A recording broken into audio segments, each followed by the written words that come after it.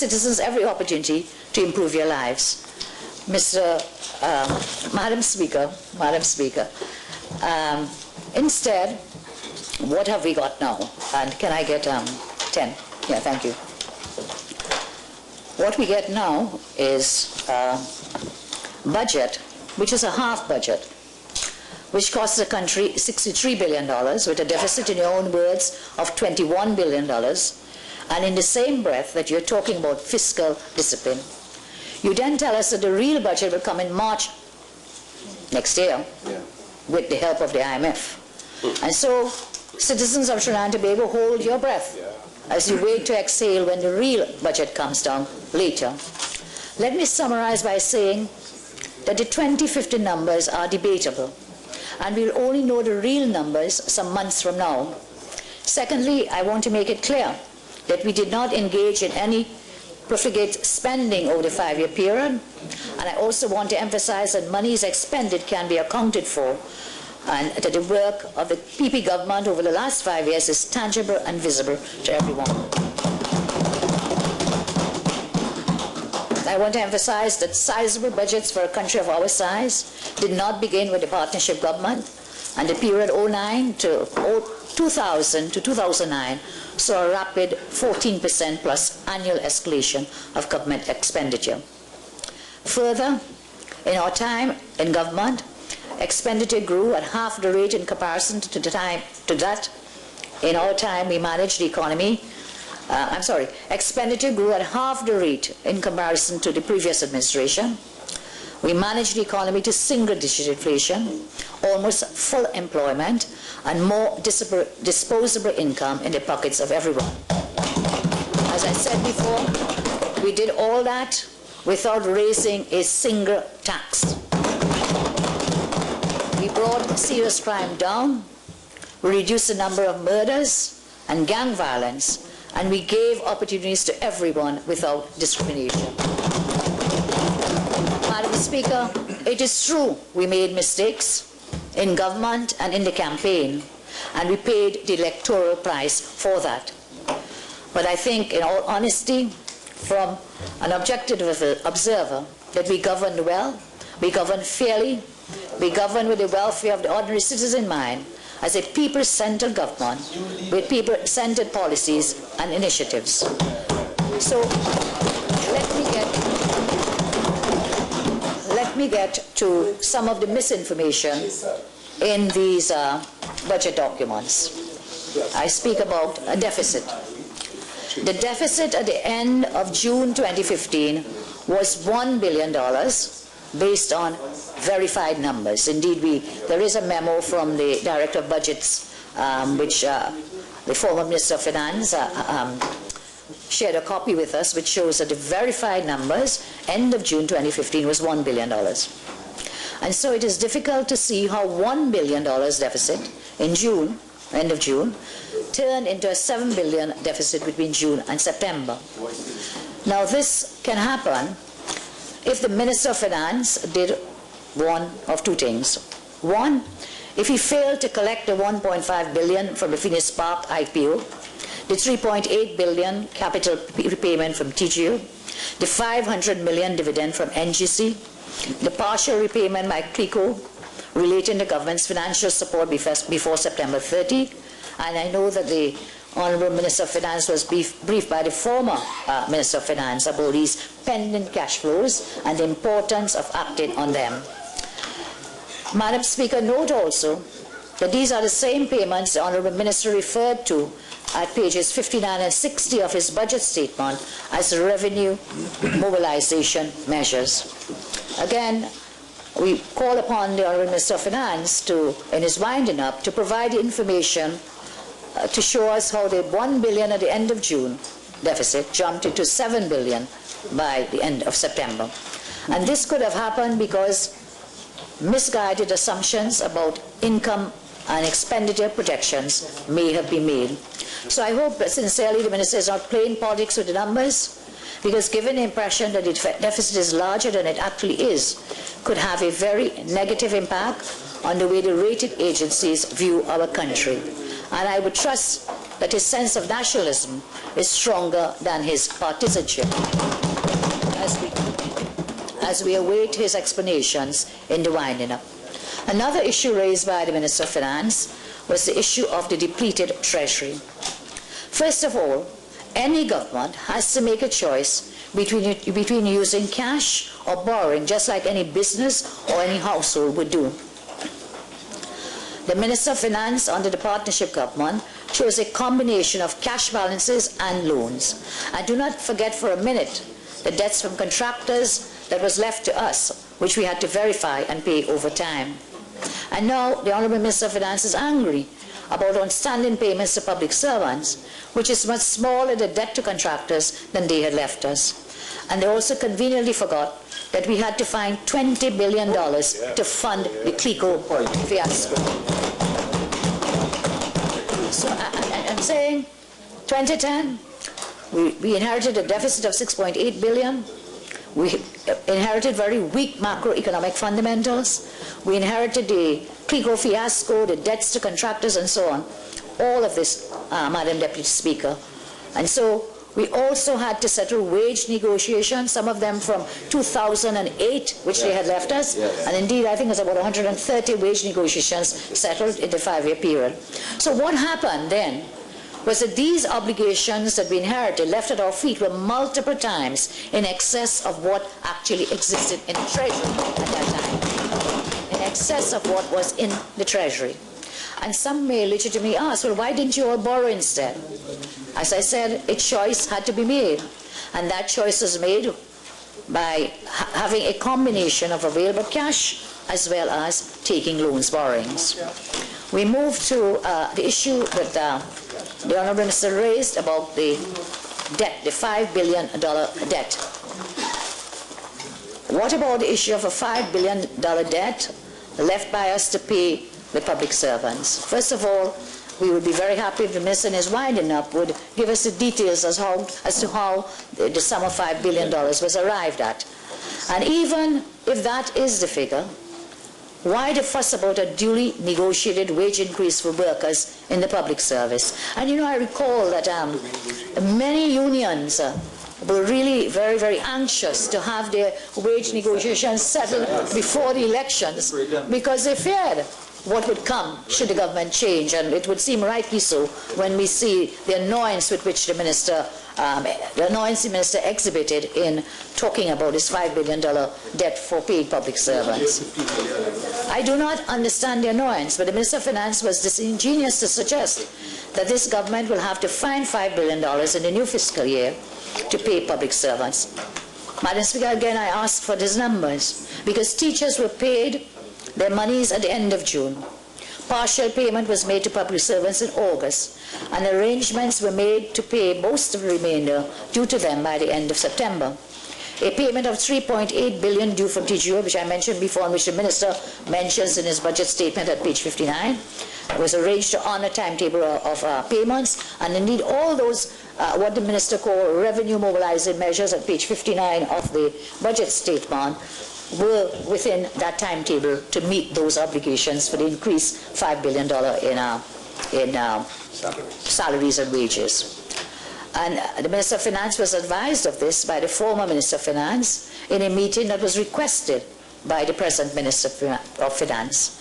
So if the September payments were made, then the only outstanding payments would be the payment to the protective services, and I'll come back to those, the personal expenditure, salaries and wages to the protective services in a moment, which comes under the heading of the Ministry of National Security.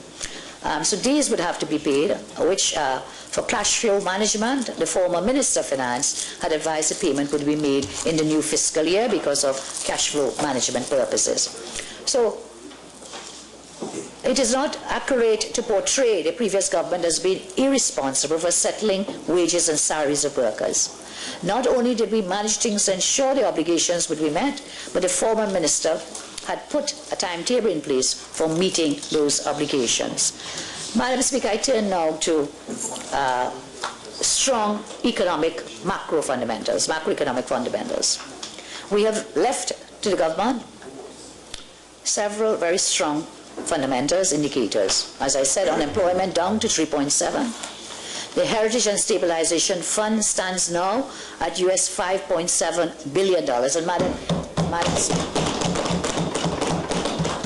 Madam Speaker, in the 5 years, and even when the prices of the oil and gas fell from January or the start of fiscal 2015, at no time did the partnership government raid the Heritage and Stabilization Fund. So we've had a very strong fund, US $5.7 billion. Our gross reserves stands at US $10.39 billion, which gives us 11 and a half months import cover. And indeed, in their own budget documents, in their budget statement, review of the economy, page 20, the gross reserves are given a very, are spoken about in very glowing terms, and I quote, gross official reserves continue to exceed conventional benchmarks of reserve adequacy. So we left you with a very healthy reserve position. And indeed, of course, headline inflation down to 5.6. Oh, yes, well, I reminded, which was at 10% when we took office in 2010.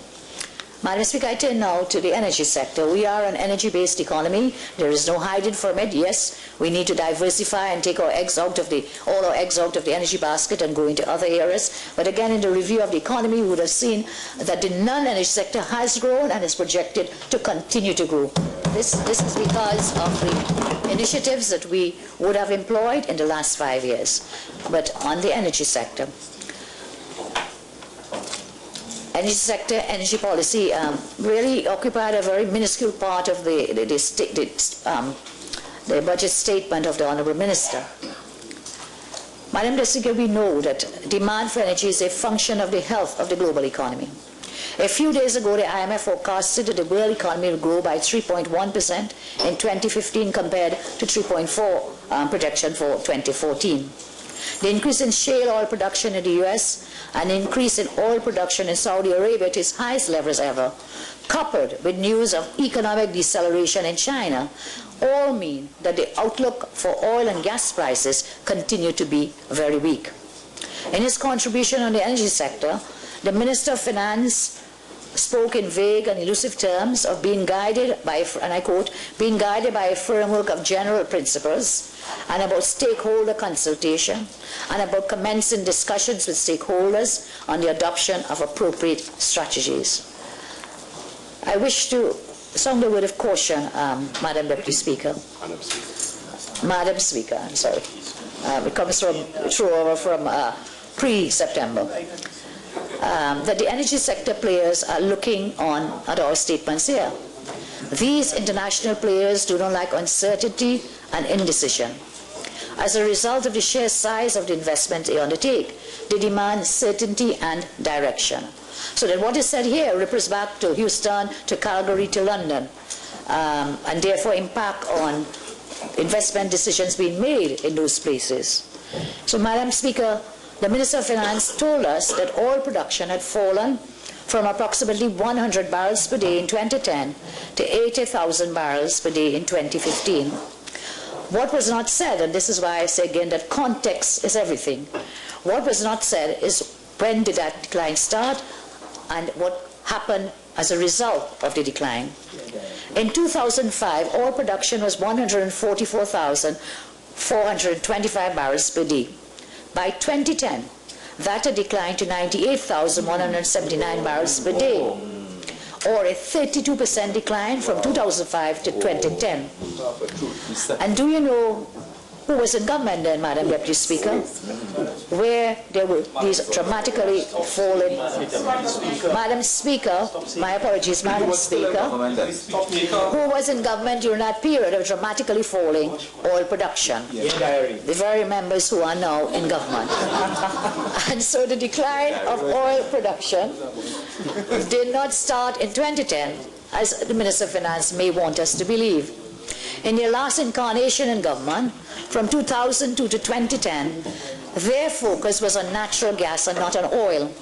In that period, they ran down Trinma, In 2005, Trinidad's production was 33,000 barrels per day. By 2010, it collapsed to 21 barrels per day. Further evidence of the neglect is the fact that in 2009 and 10, there was no drilling in Trinidad.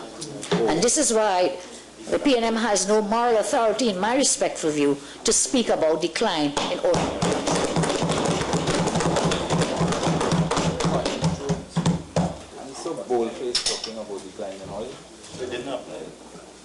The focus in Petrotrin during their last term was the gas to liquids and the liquids project and the gasoline optimization program, both of which led Petrotrin into the valley of debt.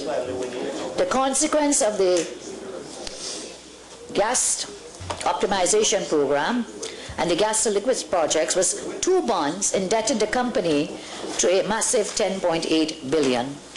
This contributed to taking Petrotrin debt from 3.3 billion in 2002 to TT 12.4 billion in 2010. This situation and the servicing of these bonds severely constrained Petrotrin's cash position from 2010 to 2015. To compound matters, the GTL project ended up as a massive failure that, Madam Deputy Speaker, this incessant crosstalk. Madam Speaker,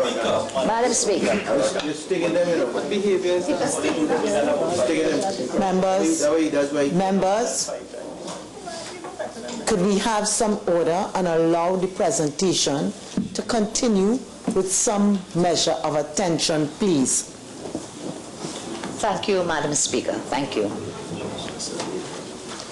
These 2 projects, Madam Speaker, burnt a $3 billion hole into Petrotrin's books, and the GOP project suffered alarming cost overruns. And that is the history of the management of Petrotrin between 2009 and 2010. And yet we have a minister now threatening the management of Petrotrin that their days are numbered. Little did the employees of Petrotrin know their days were numbered from the day that they returned into office to complete the destruction of a company they were prevented from completing 5 years ago, Madam Speaker. And so we wait to see in the minister's revenue mobilizing initiatives whether Petrotrin would fall on the block on the sale of assets. And we would ask him to indicate whether Petrotrin is on the books for sale of assets for revenue mobilization purposes. So what is the solution? Yes, there's been a decline in the production, started way back when, continued because matters take time to come on stream, and I'll talk of some of the things that were done to bring back increases in the production. What is the solution? The experts of the oil industry have said that we need more of the lease operator, farm mode type operations. These companies are small and nimble, and they have a much lower lifting cost than Petrotrin. The opposition would like the Minister of Finance or the Minister of Energy to say what is their position on the lease operator farm out program and whether it be utilized to increase production in the oil sector. Further, I ask that question because a major partner of the administration, the OWTU, whose president has openly stated he is against the lease operator farm out program, who has so far remained strangely silent. So we would like to get the minister's take, either energy and or finance. Madam Speaker, in October 2014, when the partnership was in government, we awarded some 64,000 hectares of land for the purpose of exploration to 3 companies. This was the first dedicated land-based bid round in 15 years. Work on these 3 blocks will commence in 2016, and we expect that as a consequence of this work, these 3 companies will make discoveries of oil on land. These 3 land-based blocks, as well as the expanded lease operator program, will bear fruit in the coming years, assuming, of course, that the government does not further sabotage the viability of these projects and the life of the company. I turn now to natural gas, Madam Speaker. On the issue of natural gas production, from late 2010, the main producers of natural gas in our country began to experience supply issues. These continue to the present day. They are related to factors such as maintenance and maturing reservoirs. It has been accepted that for the period 2008 to 10, the major upstream producers went into hibernation as far as investment was concerned. The public record shows from 2002 to 2010, the upstream companies and the energy chamber were literally screaming and then begging for new fiscal incentives. But the then PNM government refused to facilitate with predictable results. The records of this very parliament will show, Madam Speaker, that during 2010 to 2015 in successive finance bills, the partnership government passed legislation that amended the law on 14 occasions to make the fiscal regime more competitive. These incentives, some of which were alluded to by the Honourable Minister of Finance in his budget statement, have caused a resurgence of investment in the upstream sector. These changes to the fiscal regime have had the desired effect.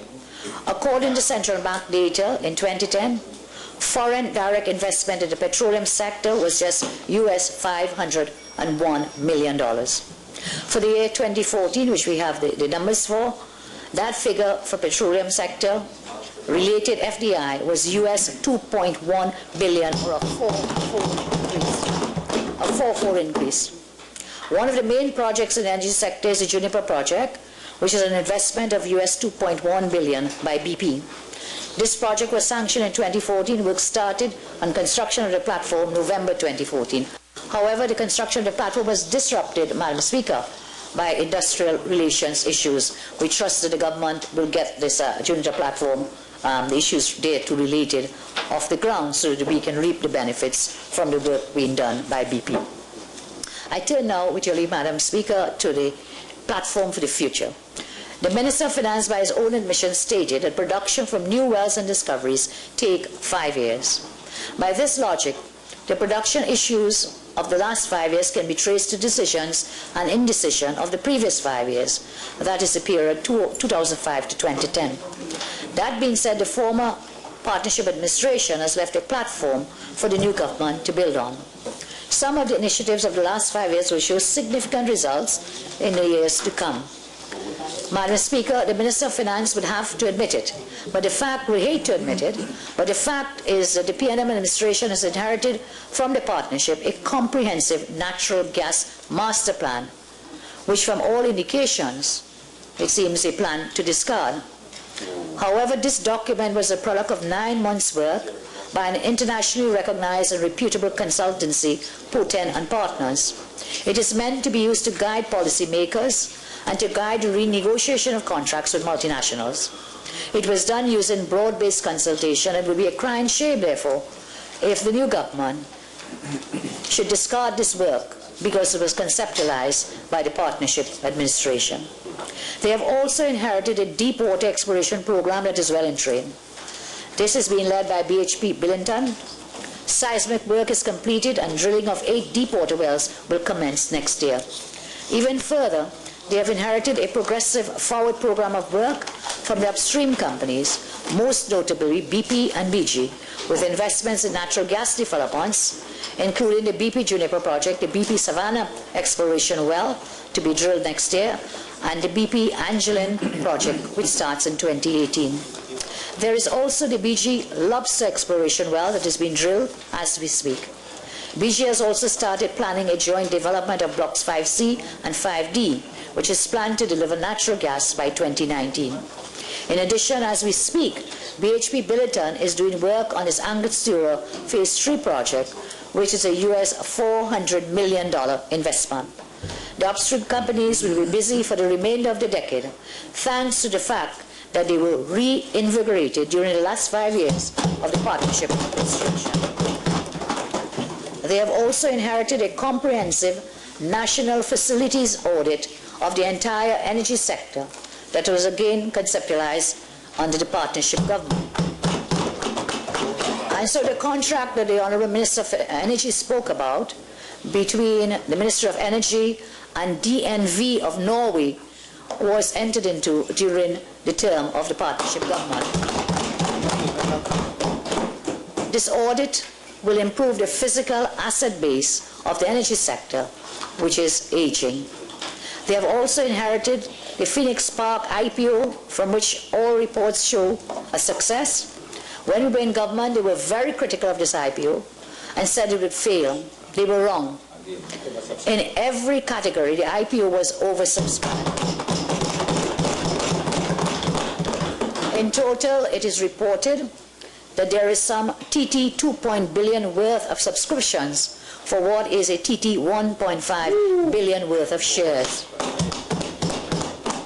Given the uncertain international energy environment, this IPO undertaken by the partnership government is a success. And indeed, Madam Speaker, in the draft estimates of revenue, it proudly includes the IPO monies from this IPO, Phoenix Park IPO, is included in the revenue. So that's another revenue mobilizing measure which came out of the previous government. Madam Speaker, it is a fact that the energy sector, which they have inherited from the partnership government, is in a positive position, even when the global energy price challenges are considered. But you would never hear them say that. Instead, they would do their utmost to claim credit for the positive developments in the sector that had nothing to do with them or those on this side. Madam Speaker, I want to publicly sound a word of caution again that they need to tread wisely and not jeopardize further the platform that they have inherited. I turn now just briefly on the global economy, and then I'll take a look at the revenue measures contained in the budget and the expenditure measures contained in the draft estimates. The global economy, we all know, remains caught in the doldrums following on the financial crisis of 2008. The European economy remains flat, with several countries within the euro area continuing to contract. The Far East is slowing with China, and one of the major engines of the global economy reflecting lower growth. In fact, many analysts believe, Madam Speaker, that the official Chinese numbers are overstated, and the reported Chinese growth is even lower than stated. And last Friday, the latest jobs report on the U.S. economy, the one bright spot at the moment, suggests that the U.S. could also be slowing.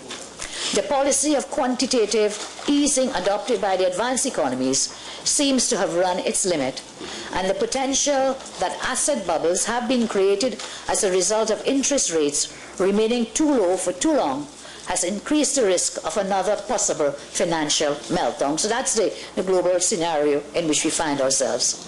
And so, Madam Speaker, can I get 38, please? Okay, 1 second. Thank you. Yeah. Thank you. We see also in this scenario where the OECD countries are at a loss on how to proceed, and the global economy could be on the brink, Madam Speaker, of a major reversal. In this context, commodity prices have fallen, and commodity exporting countries have seen a reversal in fortunes. Trinidad and Tobago has felt the effect of the combination of the fall in the price of oil and gas and the constraints in increasing output, which I spoke about earlier. It is therefore not surprising that, notwithstanding the forecasts of growth for the local economy earlier this year by the international agencies, in fact, the local economy seems to have contracted for the first half of 2015. It is therefore important that in this context, actions that could result in further contraction are avoided and efforts are made to mitigate the effect of the restructuring that must take place and its effects on the poor and vulnerable in our country. Unfortunately, I say with the greatest of respect, the positions stated in the budget give little hope that the current government understands the problem or have any policy prescriptions that they can offer. Instead, we saw in the budget some manifesto promises plunked in, but apart from the revenue mobilizing mechanisms that the minister mentioned, we see very little by the way of creating revenue-creating measures presented in the budget. And perhaps when the ministers speak, they may go into more details as to what would be the revenue-generating measures outside of the energy sector and apart from taxes. So tax, and tax, that's the revenue mobilization method, but nothing in terms of revenue creation in the economy of Trinidad and Tobago, so desperately needed at this time. And so when we were in office, Madam Speaker, we were able to return the economy to growth, to address the infrastructure deficit that we inherited, and we sought to get the energy sector moving again. While activity in the energy sector has increased several-fold over where we inherited, output is yet to recover from the many years of neglect that we inherited. As we all know, the gestation time for the new investments in the energy sector is between 7 to 10 years, and the challenges with output which we faced from 2012 has its genesis way back at 2005. Now, based on the fiscal changes introduced in the last 3 years, several of the energy companies, as I said before, engaged in seismic studies.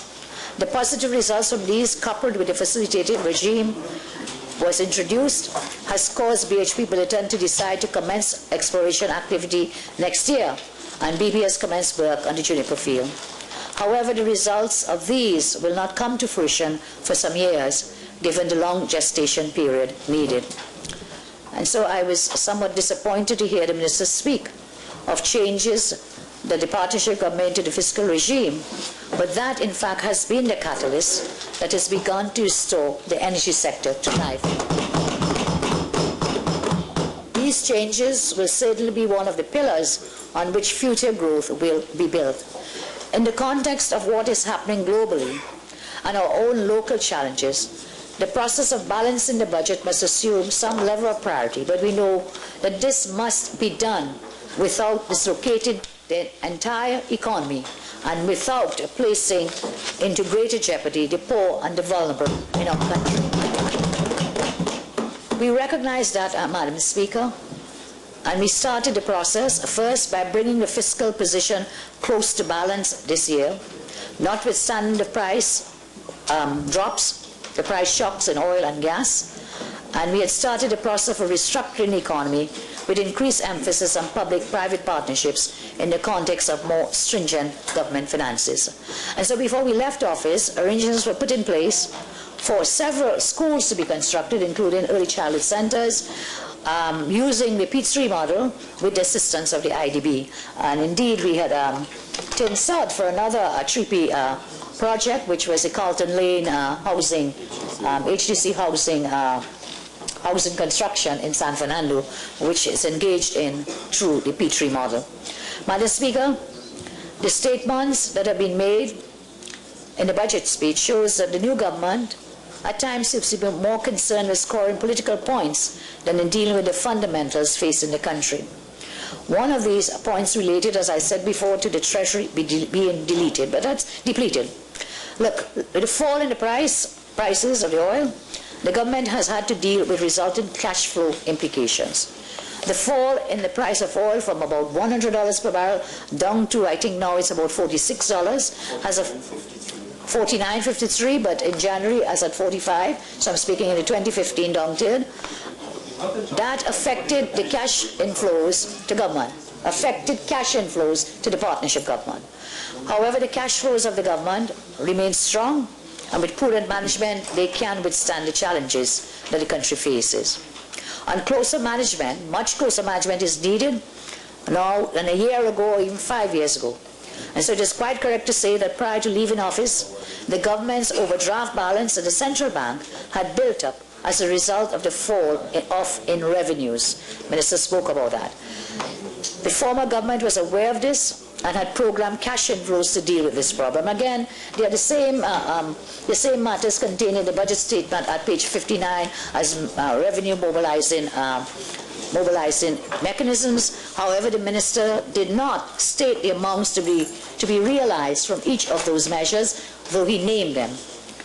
One was the TT-NGL IPO. From that is expected to 1.5 billion. As I say, the estimates of revenue does contain a number of 1.5 billion coming from that.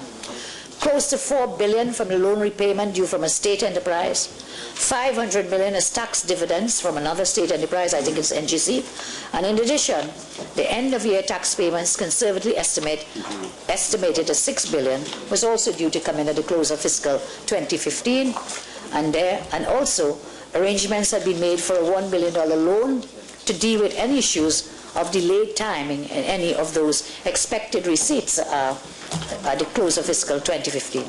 So the effect of this was that the cash inflows over the 7-week period from September 7 was projected to have been about $13 billion. Was expected to be like $13 billion. Now, this was sufficient to put government in a strong cash position and to provide operation cash flow to government, given that the budget would not be approved until the end of October. However, the projected cash flows needed to be strongly followed up and needed to be properly managed to bring them to book within fiscal 2015. Obviously, that was not done. It should be noted that the inflows from the IPO, the dividends and taxes and so on mentioned, will not only have tied the government over the period to the end of the fiscal year, but would have resulted in a very good fiscal outturn for the 2015 fiscal year. Given that these are now carried forward into the 2016 fiscal year, it is clear that arrangements have been made, and are still there on the basis of what was done by the partnership government in 2015. Now, given that the government has shown a balanced fiscal outturn for the first 6 months of the last fiscal year, 2015, with a small surplus of $47 million, which had deteriorated slightly to a deficit of about $1 billion for the 9 months to June, a cash inflow of $2 billion prior to the end of September would have resulted in the government showing a far better fiscal outturn for fiscal 2015 than any of the rating agencies would have expected, given the fall in the oil and gas prices. Now, I note that the minister said that the figure has ballooned to $7 billion. Although I'm aware that the figure is only an estimate, given the budget numbers for 2015 revenue and expenditure, and that it would have been prepared before the end of the fiscal year, again, I say the minister needs to provide a detailed account of this change during his winding up. I have noted that part of the increase seems to have arisen from the increase in capital expenditure, and so we ask the minister to explain how a further $4.5 billion in capital expenditure occurred in 3 months, when only $3.9 billion was spent in the previous 9 months. And we ask him to give us the specifics on the amounts, the purpose and the dates on which the major payments were made. We look forward to his explanations, since whilst it may not be good politics for him to say that the partnership government, whilst it may be good politics for him to say that the partnership government was profligate in its spending, I think we need to remember that whatever he says is carefully monitored by rating agencies and therefore can impact on our international standing. Going forward, I want to emphasize the exceptional cash flows to be generated from the resolution of the CLF and CLICO crisis. These can be used to repay debt or to assist with the management of cash flows as government brings the management of the economy in line with sustainable cash flow generation.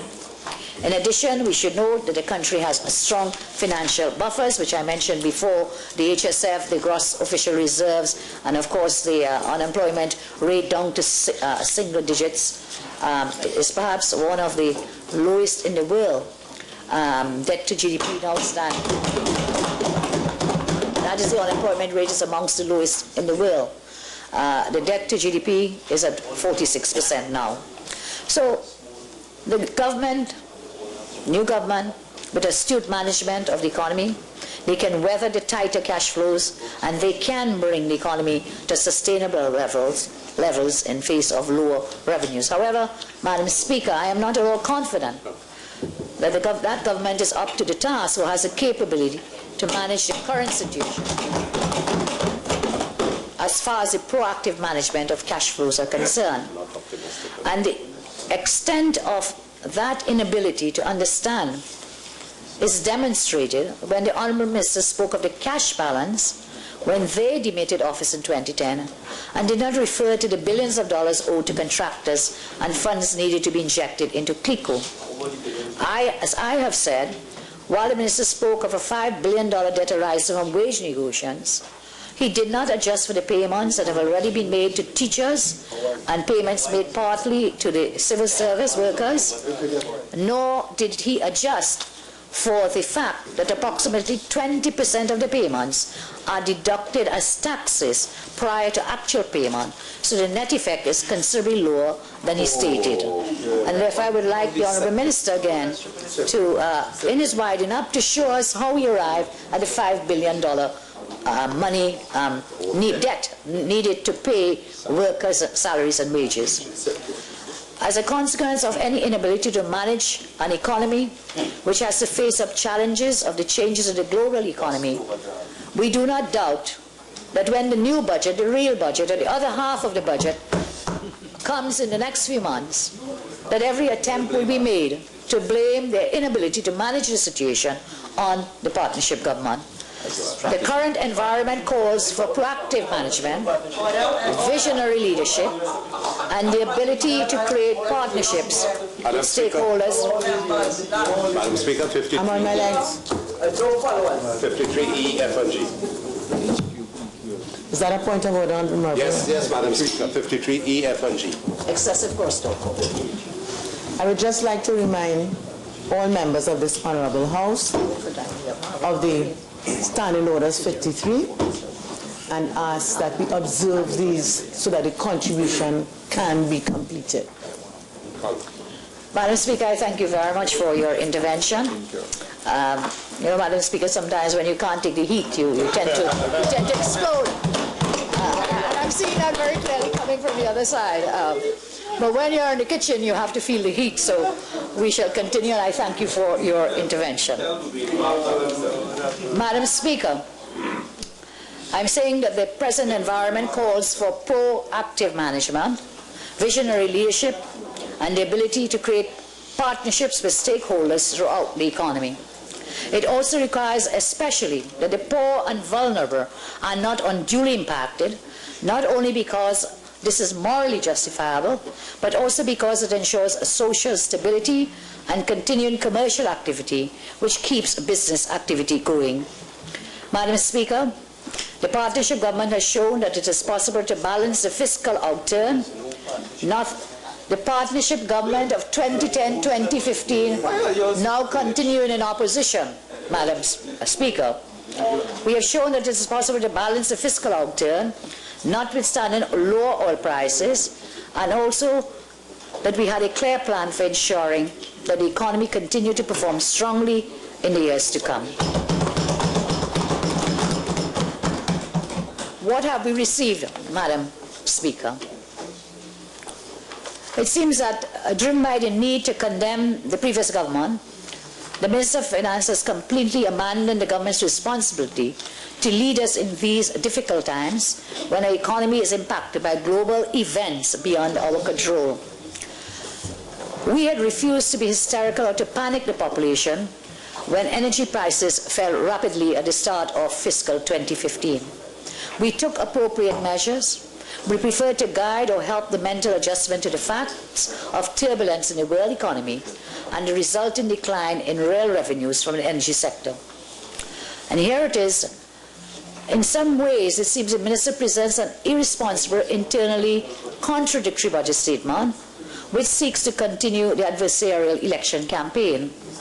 Doesn't appear to want to unite the people of the country for the necessary adjustment or the change in thinking and ideas that must be imperative if we are to transform our economy from dependence on energy. And so it is a farce, really, and exceedingly dangerous to blame the previous government for the recession in China, for the global financial crash, or the other geopolitical factors responsible for that dramatic decline in oil and gas prices. To blame me or the previous government for the state of the world economy generally, or the energy market particularly, is nothing but irresponsible and does not lead to a national consensus of how we must all adjust and work to transform our economy from dependence in energy.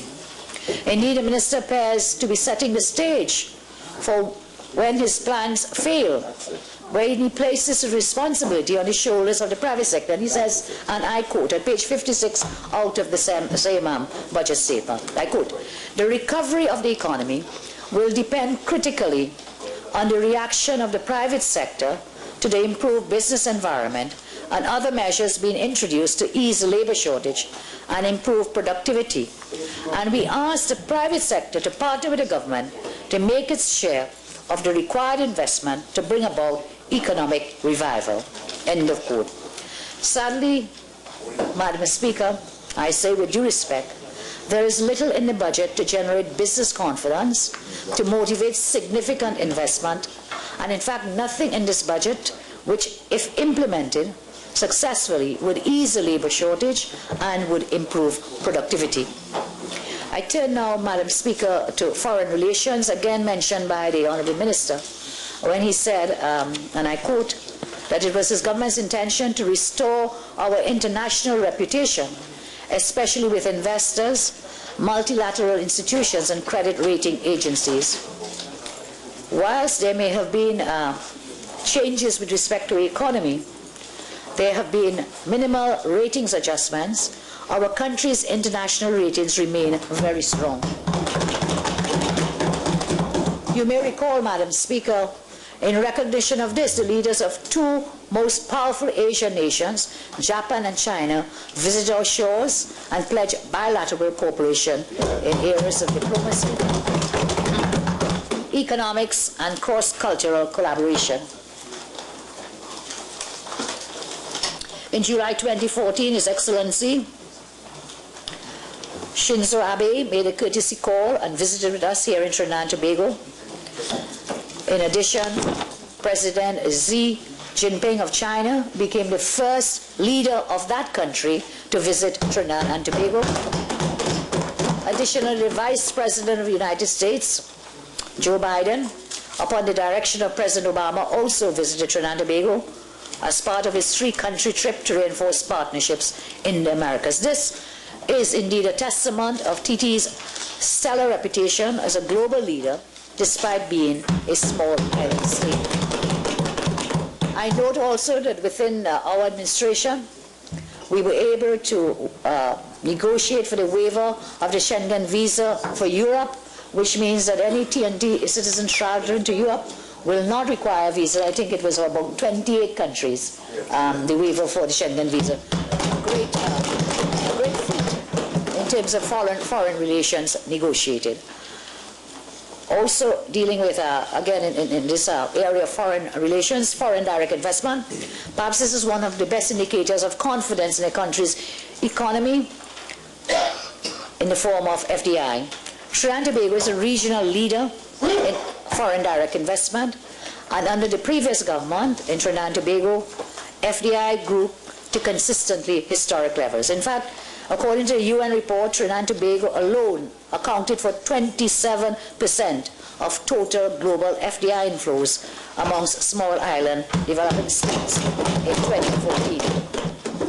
And so we will see FDI inflows. This is total. I'd spoken earlier about FDI inflows into the petroleum sector.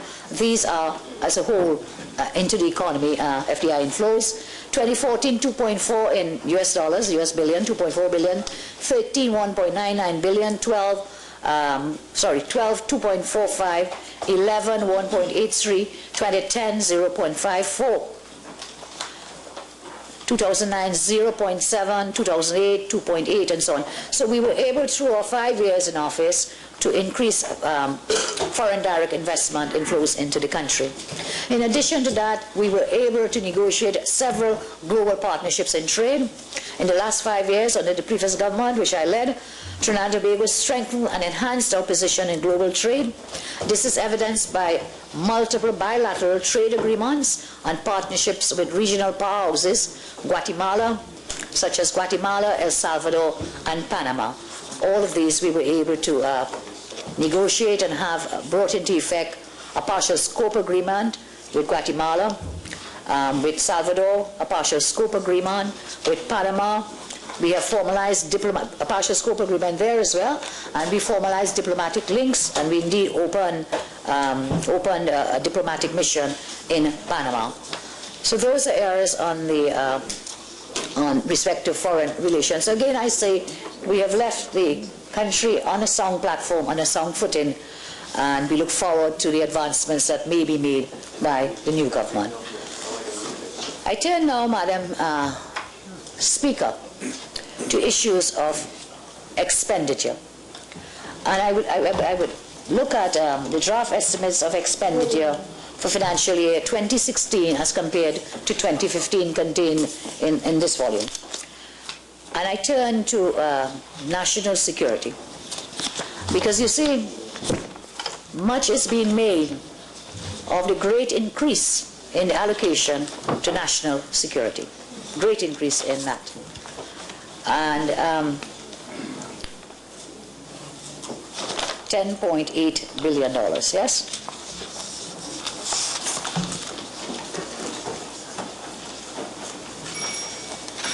In his budget statement, the Honourable Minister said at pages 31 and 34, reduction in crime represents the foremost demand by our citizenry. At page 36 he said, our first priority is to establish an optimal security apparatus. And he says again, consistent with our policies, I have made appropriate allocations to the various sectors.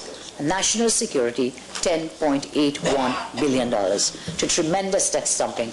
Now this news, Madam Speaker, was welcomed by many throughout Trinidad and Tobago, as national security appeared to have received the biggest slice of the budget.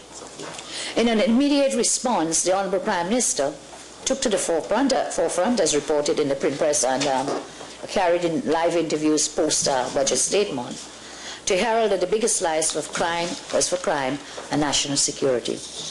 The headline in the Trinidad Guardian, October 6, 2015, biggest slice for crime control, PM is the headline. In their Vox Pop on October 7, the Guardian asked, how should the government prioritize the $10 billion allocated to reduce crime?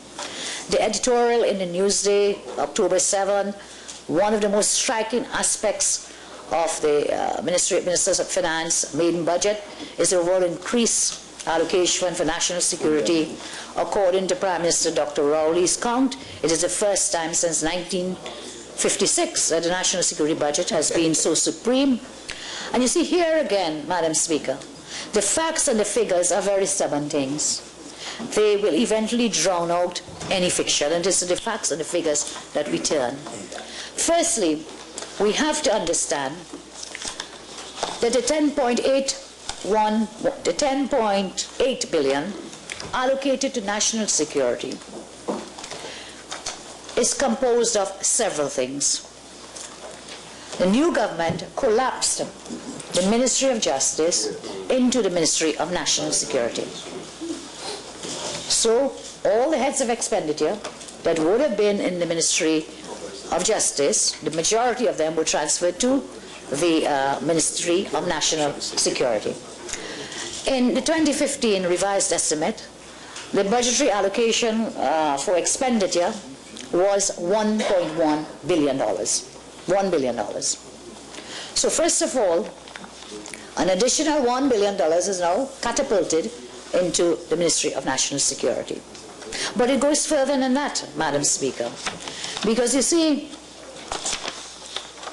in addition to those items of Ministry of Justice, subheads from other ministries were also thrown into the Ministry of National Security. So first of all, the Ministry of National Security's allocation is augmented with that from TTPS. It's separate, but that gives you the national security or the crime-fighting initiatives.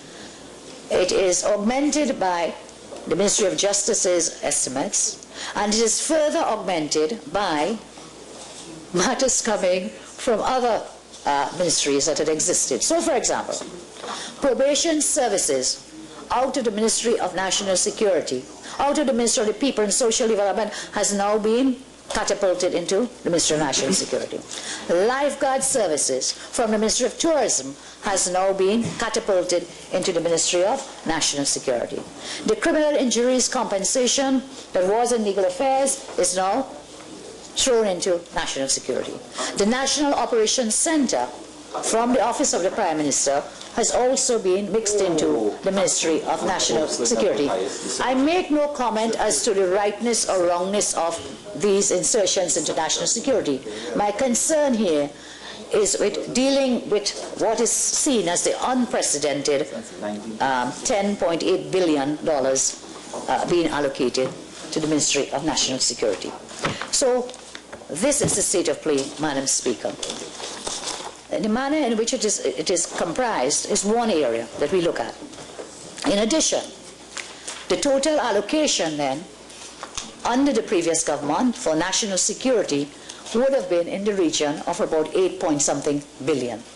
So the increase to 10 billion, and I'll come to how that increase, that additional amount would now be placed in there. The increase in 2016, as I say, is because several subheads have been brought under the Ministry of National Security from other ministries. And the increase, Madam Speaker, is also because of the increase in personnel expenditure, wages and salaries which we negotiated and settled for the protective services, all the protective services under the previous government. And therefore I call upon the Minister of Finance or the Minister of National Security, should he speak in this debate, to show us what new have you done in the fight against crime. Given that it is your priority, the increase can be accounted for, as I say, from bringing in the other heads of expenditure from other ministries, but equally important, if not more important, that increase comes as a result of wages and salaries for the protective services. And if we were to look at the draft estimates of expenditure for the financial year 2016, we would see that personal expenditure, which is on head 22, National Security, personal expenditure, there's a variance from 2015 of 2.542 billion, which is again wages and salaries and matters related thereto. So what within your expenditure pattern does this 10.8 billion? What is new? Indeed, even the ships that we order from Damen, they've kept them in here, and they've kept, and it's totally incorrect to say it is on trust. I didn't intend to get there, but I can look at it. Can we look at Development Program 2016? In 2015, your own books, your own records show that payments were made on the China vessel and on the Damen ships. Payments were made. And you have now included further payments to be made on the Chinese vessel and on the Damen ships. The Chinese vessels has not arrived. It has been, but you included in your estimates and you're going to pay for it. That's what you said. Madam Speaker, incessant. I wouldn't even say it's excessive now. I think it's incessant. And Digomati Northeast. You will have your chance to respond, sir. You will have your chance. Honourable member, I'm on my legs. I would ask the members of the House to please observe the decorum of the House. Allow the member to continue her contribution, and while we understand that there would be some crosstalk, It's excessive. we ask that you abide by the standing orders and restrain yourself from excessive crosstalk. I would not want to invoke the standing orders, please. Again, thank you very much, Madam Speaker. In their own estimates provided, Madam Speaker, we see under the DP program coming out of the consolidated fund payments for those two vessels, those two sets of vessels. This is to be found at page 68 of the draft estimates of the development program. Out of the consolidated fund, in 2015, 77 million had been paid on the acquisition of one multi-purpose vessel. This was from China. And the acquisition of naval asset, 557,184.144 was paid through the estimates through the fiscal 2015 monies. And it is now estimated for 2016 for additional amounts to be paid. So those vessels, Madam Speaker, from their own estimates show that they were paid. So I'm saying I would like to see, the Minister spoke about the optimal architecture and porous borders and locking down the borders and so on. What new is in here? Salaries and wages gives you an increase, yes. Bringing other subheads into the head, national security, gives you an increase. But from this, there is very little, Madam Speaker, in terms of new crime fighting methods. And in fact, if we were to look at the development program, we would see, whereas in 2015, and what I've done is to combine the justice heads with the national security heads and so on, we would see that there is in fact a decrease in the development program in certain areas. Now, I noted there are a few items in it for a fingerprinting facility for immigration, for passports, and by the way, this 10-year passport, you know, since August, the government of Trinidad and Tobago has been issuing 10-year passports. Since August. You know, I was supposed to bring one and show you, but we'll bring it another day, sir. We'll get one and show you. Since August, you know, so. And then now, we see, I need to find the estimates where they're doing police stations and so on. Check under the IDF for me. At the back, IDF, under head 22. Yes, Madam Speaker. So again, you know, as I say, we all welcome this great increase, but there's very little in there for any new crime fight initiatives. I was saying there was, yes, thank you. Honourable Member for Digger Martin, North East, please. I'm hearing you. Thank you, Madam. Yeah. And I would welcome any intervention from the Minister of National Security to point at any new initiatives for crime fighting as contained in that tremendous increase in the national security budget. That, I think, has been really, some people may call it a hoax, but I wouldn't go that far, Madam Speaker. And the boasting of how this great increase is now, you're now ready and you put all your money, the most money, into fighting crime. Very little. Some people may call it deception. Yes, deception. I turn now, I deal with that with expenditure, and in fact there are many other areas of expenditure which you know, the numbers are deceptive, and I think other members in their contributions would go into those, but I thought it important to speak to the national security matter because it is an area that concerns every single citizen in this country. The fight against crime remains a priority. So you would see, yeah, keep looking for it. Revenue measures now, Madam. So other expenditure matters, other members, I trust, would speak on those. Revenue matters. These are the taxation measures introduced in the budget. An increase in personal allowance for all individuals from $60,000 to $72,000. Now, since individuals would have been paying 25% tax on this additional $12,000 before the budget, the effect of this increase will add $250 per month, this more disposable income, into the hands of those taxpayers. That effect would give you, as I said, $250 per month, and that works down to the very princely sum of $8 per day, which PricewaterhouseCoopers says will boost consumption, and this should contribute to much needed economic growth. But you know, Madam Speaker, I'm not sure if you eat doubles, but that $8 per day cannot even buy two doubles. Cannot even buy two doubles. And I cannot therefore see the explanation being given that by doing this you will boost consumption and so contribute to much needed economic growth. I'm sure there are far more impressive measures for dealing with economic growth.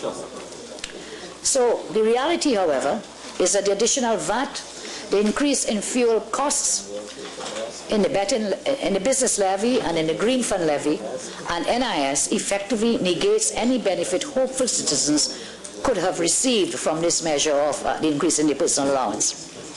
The increase in the rate of the business levy I turn to.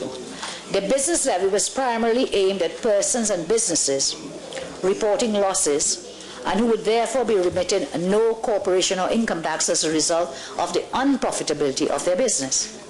The proposed increase in the rate by 200% for the business levy constitutes the highest rate of business levy since its inception. This will increase the tax liability of those persons whose businesses are already making a loss or negligible profit. In the current economic climate with rising cost of doing business, fall in revenues and profits, this penalizes the small and medium-sized businesses and may in fact contribute to them going out of business. That could be seen as another penalty for small business development. The minister, however, in raising this tax, seems to recognize the adverse effect this budget will have on small and micro enterprises, that is, sending them out of business. Because how else can we explain that with an average of $2.19 million revenue from this business levy between 2010 and 2015, the average per year $219 million. The tax is raised by 200%, but in the estimates of revenue for 2016 under the business levy, it is estimated not at a commensurate 200%, but instead at 175% of that. So how can you raise the business levy by 200%? But you do not get an increase in revenue of the 200%, instead a lower revenue. And is it then that those businesses expect businesses to be going out of business? How exactly do we arrive at the estimates given in this book, revenue estimates? Is it that more SME businesses will simply close their doors because they cannot afford to pay this increase of 200%? And the suspicious underlying trend continues when we turn to the green levy fund. With the green fund levy, at 0.1%, the average over the years 2010-15 was $354.7 million per year.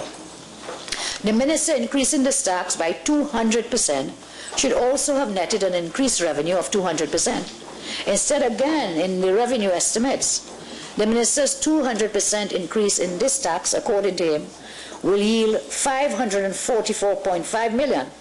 And that is significantly less than the 200%, which would have been $709 million that should have been netted. So again, you have a 200% increase, but no reflection of that revenue at 200%, and instead lower than the increase in the tax. So where is it going? Where is that money going if it is that you have increased it? And I hear him mumbling and muttering, and perhaps he would explain what has happened to it. So how did he arrive at these calculations? What is he telling us? Or is it then that he's really projecting that fall in the revenue? Because again, businesses going out, closing their doors and not continuing in business. It is obvious these costs will be passed on to the consumer by way of even higher prices. I turn now to VAT, and again, this to me is very deceptive, with the greatest of respect, the numbers for the VAT. The first thing the minister did was to increase the registration threshold. He said the effect of increasing that threshold and so on to $500, yes, 500,000, yes. So a business would have to be earning $500,000 in order to register and pay VAT and claim VAT. And claim VAT, you see? That is the point of it. So by increasing it to $500,000, this constitutes an increase in the cost of doing business, because for small businesses and new startups, they will not be able to claim their input VAT through the VAT system. They lose that. So they would have been able to claim, as you know, when you pay VAT, you can claim back VAT. They will have to pay VAT on their goods and services that they acquire, but they will not be able to claim their input VAT through the VAT system. So again, you are cutting down their earnings. This does not affect existing big businesses, but when this is tied to the betting levy and the green fund levy, it constitutes what could be called three strikes, a triple whammy against the small and micro enterprise businesses. And so every small retail outlet, every person, with a small business, a parlor, a shop, you would feel the brunt of this triple whammy.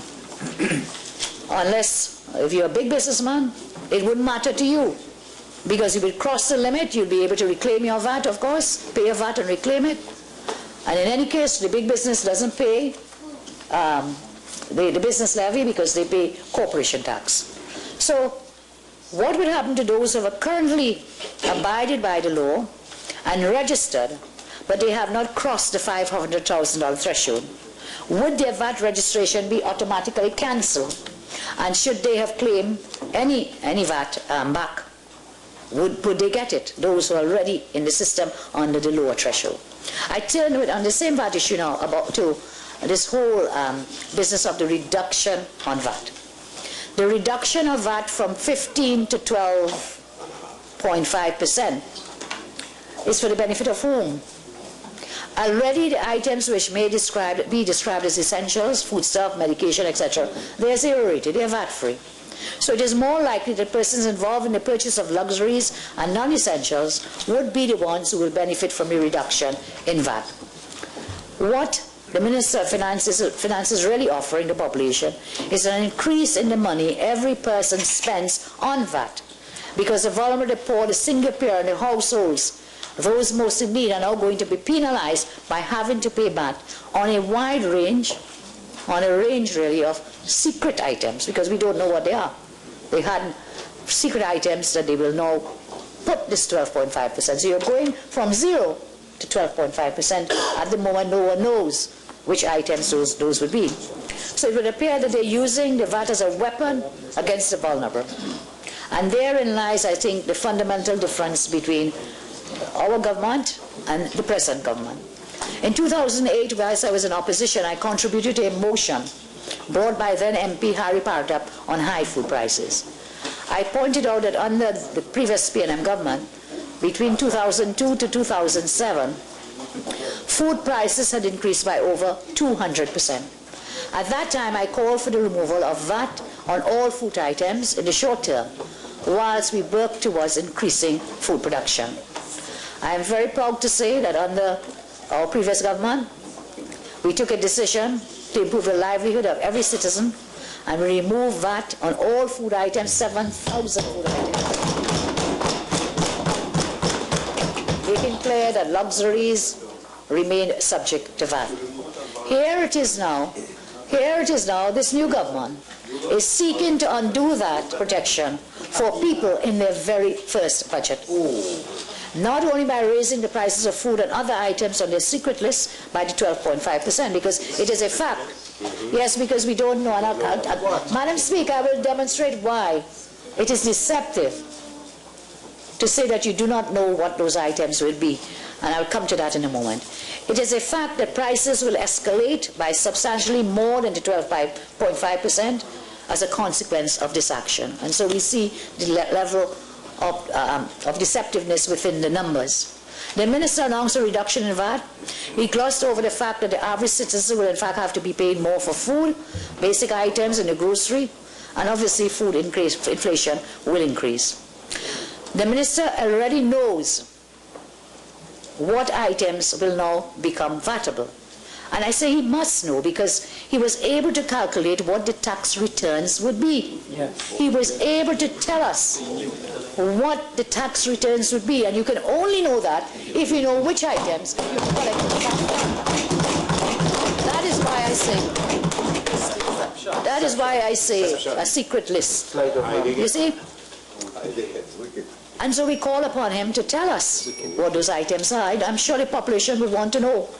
And I hope they don't end up like the day before the budget. You know, I remember years ago we had a standing phenomenon happening in this country before any PNM budget. All the cars would line up outside the gas station. You know, for the first time in 5 years on Sunday before Monday's budget, it happened again. It happened. And it continued into Monday. Madam Speaker, PNM. and continue. And not only that, people lined up and some gas stations ran out of gas. Back again, back to the future with the PNM administration. You know, when we came to Parliament on Monday, Madam Speaker, it cost us cheaper to get here than when we left this Parliament. It cost us more because the gas prices had gone up at the pumps. And so I'm saying, I come back to this VAT issue. I'm saying, in order for the minister to tell us what the outturn is going to be from the increase in the VAT and so on, minister must know what those items are in order to calculate it. The list of zero items, rated items, as contained in Schedule 2 of Chapter 7506 include food, and so we call upon the minister to tell us which foods he's going to give this 12.5 from 0 to 12.5%. Thank you. Is he going to force citizens to pay more for coffee? Is that a luxury item? Sardines, curry, corned beef, ketchup, Cricks, macaroni, cooking oil, saltfish. Which of these items may be classified? We ask the Honourable Minister to let us know. There are items within the zero rated which are to deal with health items, prescription medicines, pharmaceuticals, diabetic equipment, equipment for injured or disabled, eyewear. Which of these will now attract 12.5%? In agriculture, there are others as well. So in each area, the 7,000 zero-rated items, we ask the minister to tell us which ones. I know that books also attract zero-rated, renting of properties, construction equipment, information technology, within the communications and networking field, marine equipment, sports equipment, and so on. Which of these will now or will soon attract the 12.5%? Madam Speaker, I selected some of these items because the removal of VAT from them effectively contributes to the welfare of at-risk citizens, as in the case of food, transport, water, and sewage, or indirectly as in the case of books and construction equipment and so on. And so the multiplier effect of this proposed institution of VAT on these items is a retrograde step, which will have obvious inflationary repercussions. Undoing the years at which we were able to keep inflation in this country at single digits. But again, Madam Speaker, again, the deception is in the numbers. Income from VAT. The minister, in his budget statement, was very clear at page 63. He said, the combination of widening the base, increasing the collection and compliance, and reducing the rate, that is the VAT, is expected to yield $4 billion. How did he arrive at these calculations? Which ones of the items has he already identified to make it up? So in other words, citizens will have to pay an additional $4 billion in VAT as a result of these measures, and that's bad enough. If the minister's words are to be believed, but can we believe him that it will yield $4 billion? No. As I said, the deception is in these numbers. In this, the revenue estimates for 2016, Madam Speaker. At page 9 of the draft estimates of revenue, we see on the head taxes on goods and services, page 9, subhead 07, and that is value-added tax. So this book tells us how much revenue is estimated to come from the reduction in VAT, by the way, the reduction in VAT. And we will see here that the value-added tax under Chapter 7506, the estimated revenue is not what the minister has said. In 2015, the revised estimate was $6.7 billion. Remember, the minister said he will get $4 billion. In this book, it says at page 9 that the 2016 estimated revenue coming from the reduction in VAT and putting VAT onto zero-rated items will yield $12.3 billion. $12.3 billion. And so the minister needs to explain, how have you reduced VAT to 12.5%. And yet you intend to get double the revenue. That's one point, intending to get double the revenue. And the other point is that the minister misled or misspoke when he told the House, that it would be $4 billion. $4 billion. So is the minister correct?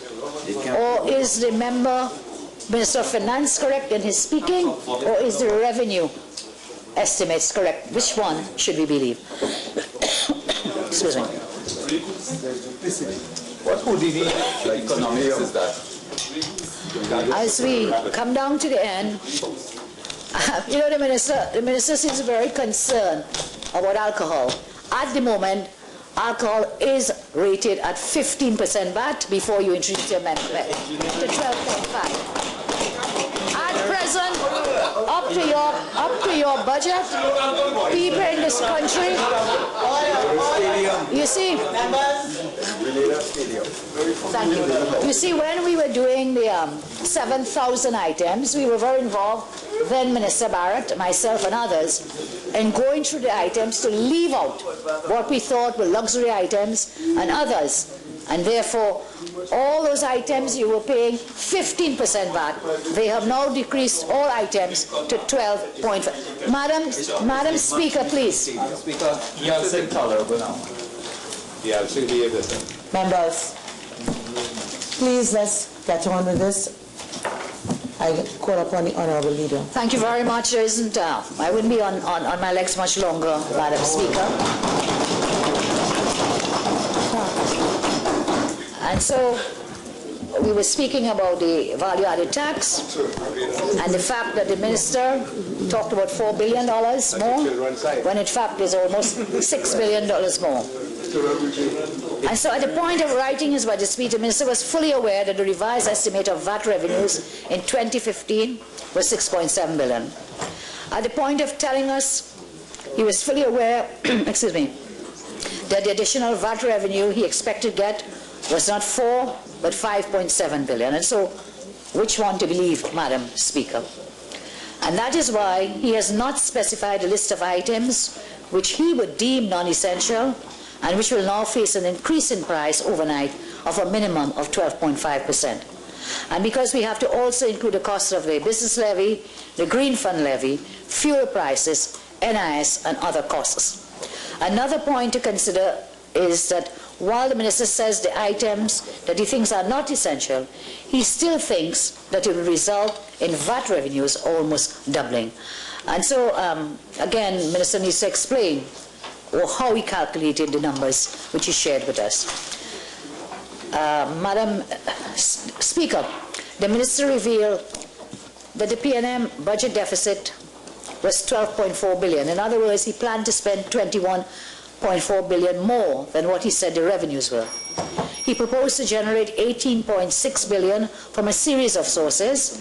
The majority of this, the 13.4 billion, comes from, again, those measures at page 59.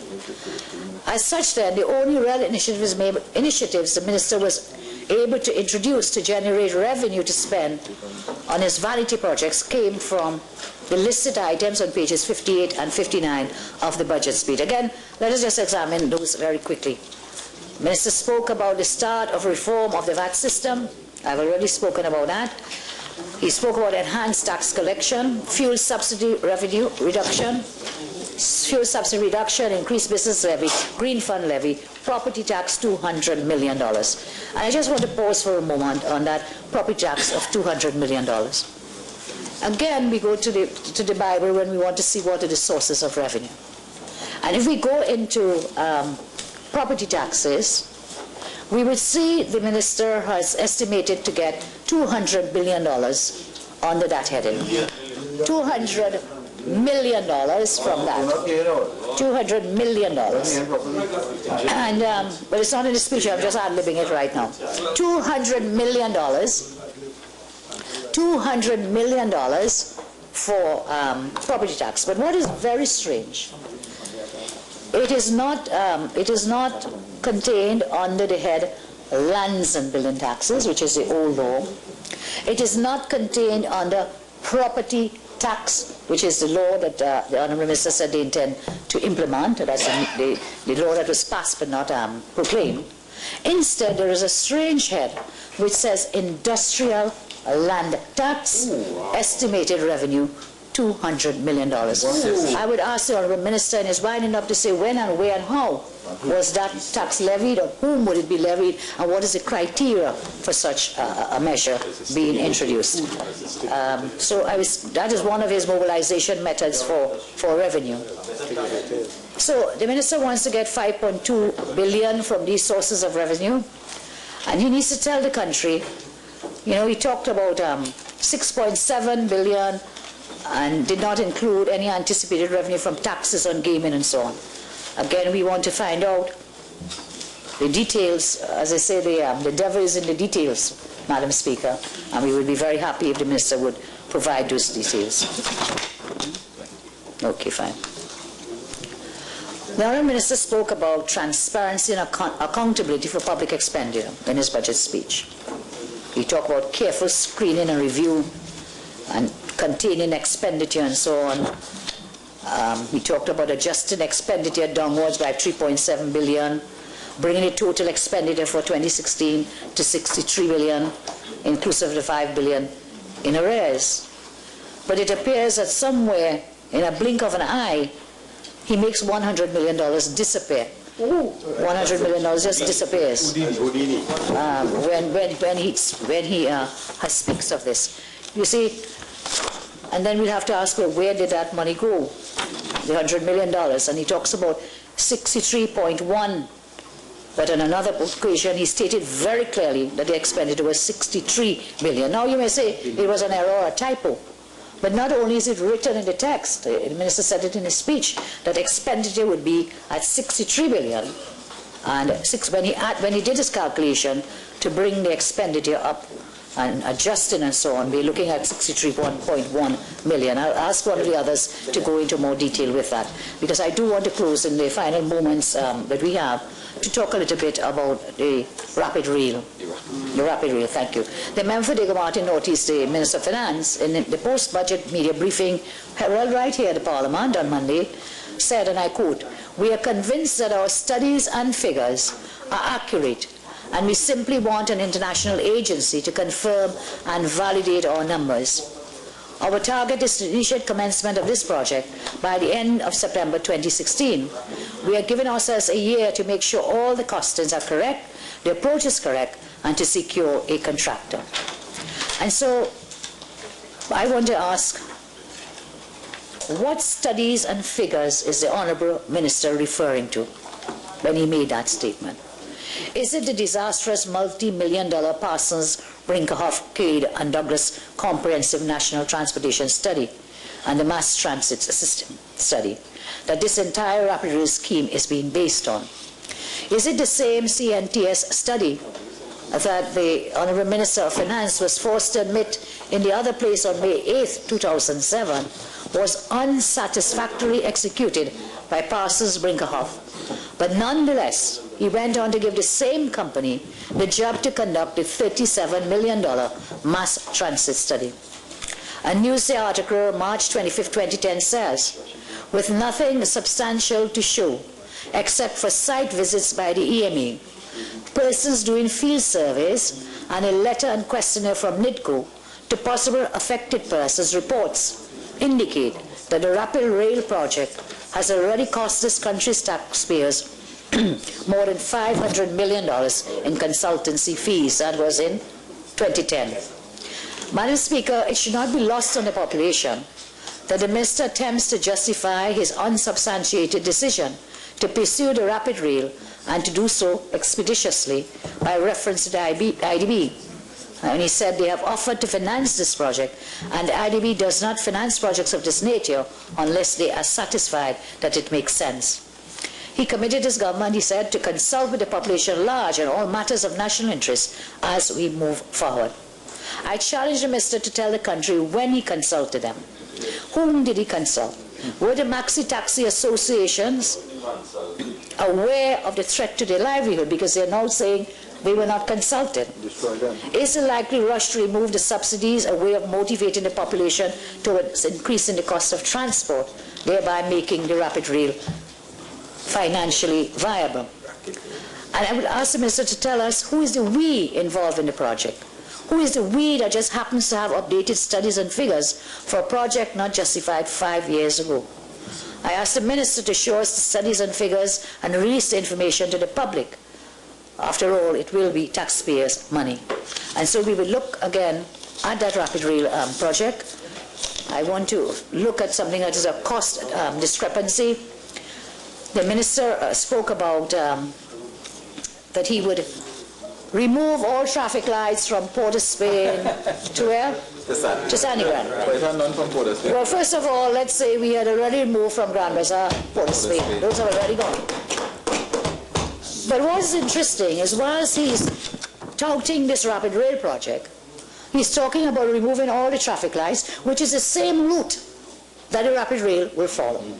So are we going to have the double cost of removing all the lights down to Sani Grande, as well as the cost of doing your rapid rail starting next year? That would seem to be duplicating costs if it is that the rapid rail is ready to replace the route, the road route that is being used and utilized by everyone. So with those words, I wish to close as I thank you, Madam, for your patience in allowing us to make this contribution. I want to thank members on my side for their input and their suggestions and contributions. May I say, as I close, Madam Speaker, in the many years that I've served this country, I have tried in every action as an alderman, as an MP, as Prime Minister, as opposition leader, to ensure that our actions are always directed to those who are most vulnerable.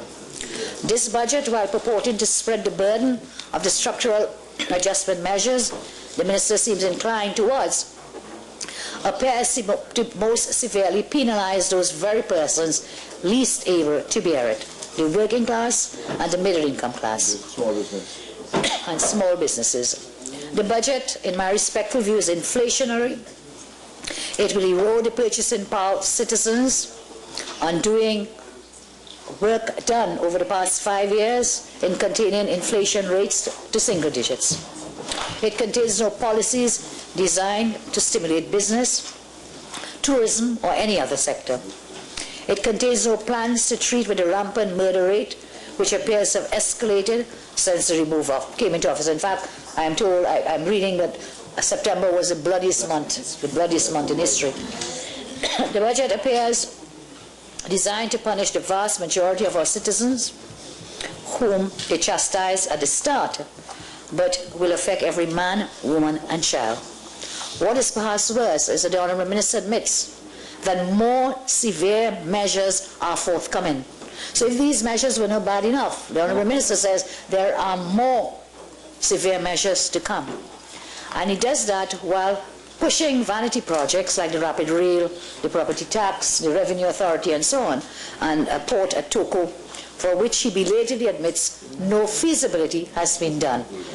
This will only get worse. The Minister clearly has his priorities, and we have ours on the opposition side.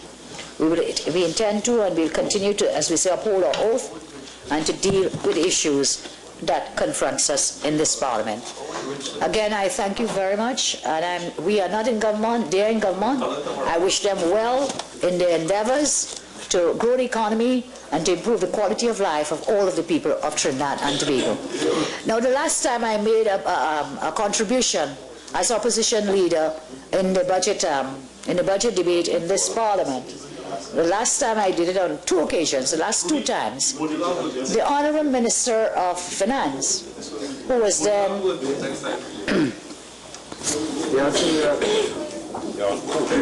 Thank you, Madam. The Honourable Minister of Finance, who was then a minister in the previous PNM government, at the end of my contribution, he stood up and at least on 25 occasions, he said that contribution was errant nonsense, foolish and dotish. Thank you, David Martinez. Madam Speaker, I would not want to say that that is what his budget statement was. I would not want to use the same words to reflect upon his budget statement. But there are many people who do believe that that is exactly what his budget statement is about. I thank you very much, Madam Speaker.